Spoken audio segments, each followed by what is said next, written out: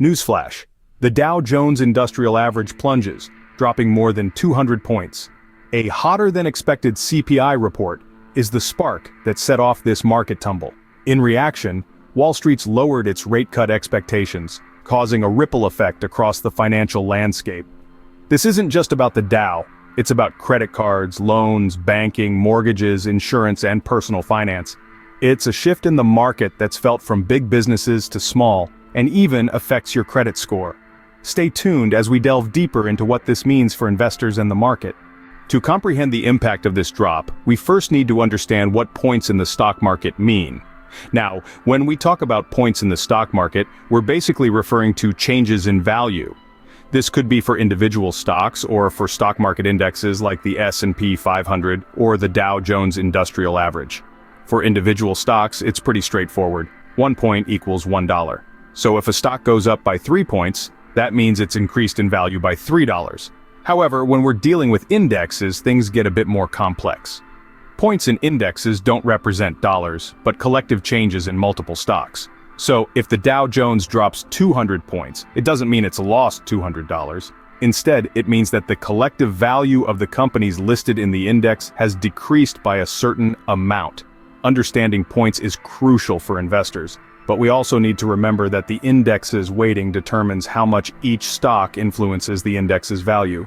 So, a drop or rise in a heavily weighted stock could significantly sway the index's point value. With this understanding, we can now analyze the significance of the Dow's 200-point drop.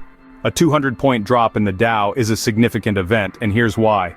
In the grand scheme of the financial world, a fluctuation of 200 points might seem small, but in the context of the Dow Jones, it can be a telltale sign of larger economic shifts.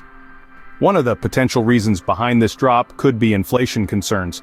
Inflation, the rise in prices over time, can erode the value of money and, by extension, the value of stocks. When investors see signs of increasing inflation, it can trigger a sell-off, leading to a drop in the Dow. Another factor that could have contributed to the drop is the actions of the Federal Reserve. If the Fed signals a change in monetary policy, such as raising interest rates to combat inflation, this can also cause a stir in the market. Higher interest rates can make borrowing more expensive, which can slow down economic growth and potentially depress stock prices. The drop in the Dow can have ripple effects across different sectors and companies. For instance, CVS Health, a company listed on the Dow, could see its stock price affected by this broader market movement.